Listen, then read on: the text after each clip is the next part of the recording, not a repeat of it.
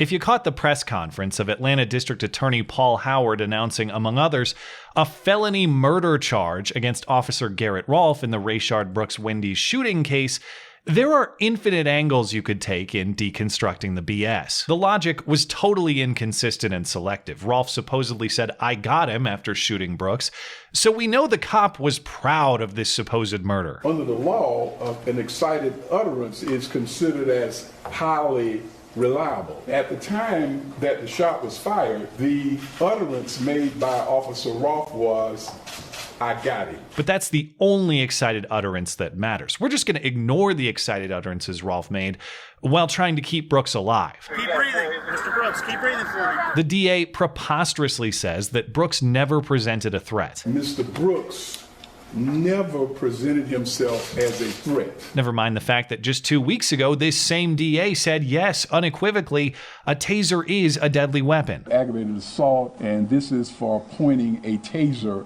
at Mrs. Pilgrim. And as many of you all know, under Georgia law, a taser is considered as a deadly weapon. But the DA then explains that it was Brooks's poor aim and the fact that he spent the taser that rendered the taser unthreatening. The prongs from the table, the taser, were actually fired above Officer Ross' head. The taser in Brooks's possession, it was fired twice. Once it's fired twice, it presented no danger to him or to any other person. Well, if Brooks was never a threat, then this was never a threat, and his aim is irrelevant to your case. If Brooks was never a threat, then he wasn't a threat when pointing a taser ready to fire. And how many darts there are in the taser is also irrelevant to your case. In other words, those facts only matter if you acknowledge that good aim and a dart in the taser would present a threat, in which case you can't argue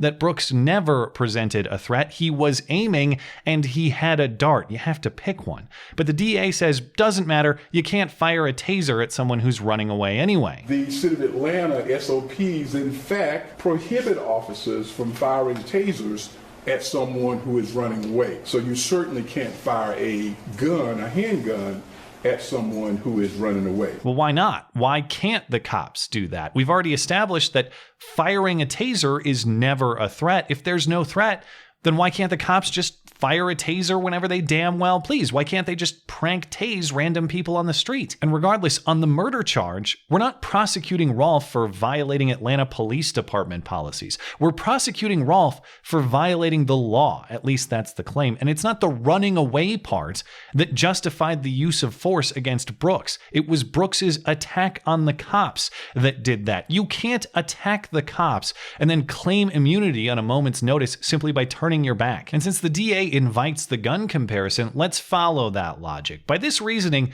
can I shoot a gun at cops as long as I have poor aim and spend all the rounds in the magazine before I turn around and jog away? Apparently in Atlanta, that would be just fine. But if you want to claim otherwise, what would be the distinction from this bizarre argument? The logic of this case can't be stretched any further without snapping. And I'm sure we'll watch that snapping happen very quickly as this case develops. But there's one particular aspect of the DA's case that isn't just the very loose interpretation of the facts, it is the outright invention of them. It is an outright lie, and it will be exposed as a lie. The DA charged Rolfe with 11 counts, the felony murder charge, and 10 others tacked on, one of which is an aggravated assault charge for supposedly kicking Brooks after Brooks was shot and was laying on the ground. Officer Rolfe actually kicked Mr. Brooks while he laid on the ground, while he was there fighting for his life. And the DA hilariously says the taser pointed and fired at the cop was never a threat.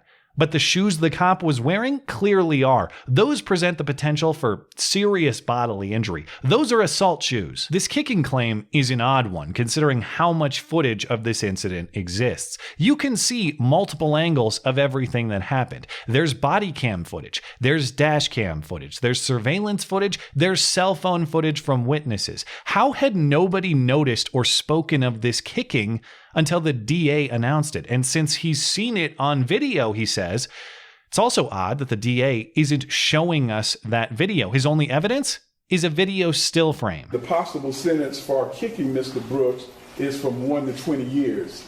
And we actually have a photograph. It's sort of a confusing, poor quality image, but let's examine what we can see here. This is supposedly Officer Rolfe aggressively kicking Brooks laying on the ground, and the image is seen through the window from the inside of a nearby car, and that's all we get. There is no video.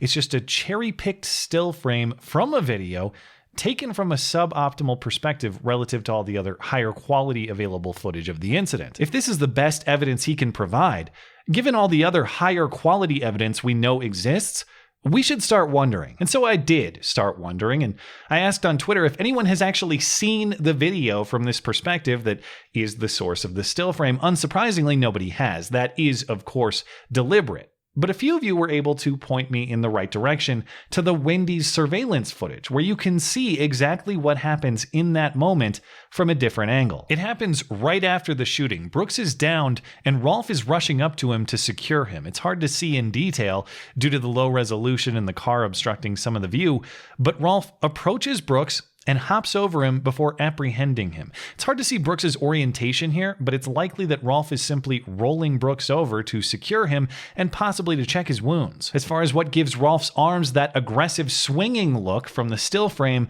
there's a good Reddit breakdown that explains Rolfe was reaching for his radio immediately after the shooting, and he continues reaching throughout his movement toward Brooks and over Brooks. There simply is no violent or malicious kicking element in this footage, which explains, one, why the DA isn't showing us the footage from which he extracted that still frame, and two, why witnesses are not reported to have seen any such violent or malicious kicking happen. Now, you may be wondering, how do we know that's the correct moment in the footage? A few reasons. First, the fact that the still frame is from the inside of a car. There are only a few cars from which that perspective would have been possible, and those cars were only in those spots at that exact moment. After the shooting and the cuffing, those cars move away, additional medical personnel move in, and remain with Brooks throughout. And second, the DA said that the kicking happened in the 2 minutes between the shooting and Brooks receiving medical attention. During the 2 minutes and 12 seconds that Officer Rolfe actually kicked Mr. Brooks while he laid on the ground. That is the only moment in those 2 minutes where Rolfe is in any position similar to the one depicted in the still frame. You can watch every second of those 2 minutes unobstructed by the cars that would have to be there to capture video from that perspective anyway. It's the only possible point at which that still frame is taken, and the video doesn't show an assault. It shows an officer handcuffing a suspect who had just attacked him. That is why the DA will not show you the video. It's all about creating images and perceptions now, even if those images get debunked later. You build the narrative now, and the facts tend never to fully catch up. People are still chanting, "Hands up, don't shoot," after all. I've heard a lot of people wondering why it even matters at all. Who cares? The alleged kicking isn't relevant to the justification for the shooting. It was after the fact, and it's only a lesser charge tacked on to a murder charge. Let's not ignore the mountain to focus on the molehill. It matters because it shows the approach the DA is taking in this prosecution. It's not enough for this guy to pre-conclude that he wants a murder charge for political reasons and then twist the facts and the logic of the case into whatever impossible, incoherent knot he needs to get there. He has to fabricate claims of fact that aren't even necessary to his case. It shows he is willing to lie, not just to demonstrate the heart of his charges, but to scoop up any other tiny, insignificant ways to try to ruin a man's life, not just legally and professionally, but socially and publicly too. It shows this guy is acting undeniably with malice, not just negligence or incompetence. And don't misunderstand, it's not just malice against Officer Rolfe, it is malice against you, the public. He wants you deceived into believing pieces of this story that never happened, all under the pretense that you're too stupid or too lazy to investigate the story for yourself. When his case falls apart as a web of lies, and it will, never forget that he anchored that web on the bet that you're an idiot who will simply believe what you're told. Thanks as always for listening and for supporting this channel. Always appreciate that thoughtful discussion down below, and especially over on Twitter. That is at ML Christiansen. You're always welcome to coming out and chat in my live streams. Those are linked down in the description. Looking forward to it. Goodbye.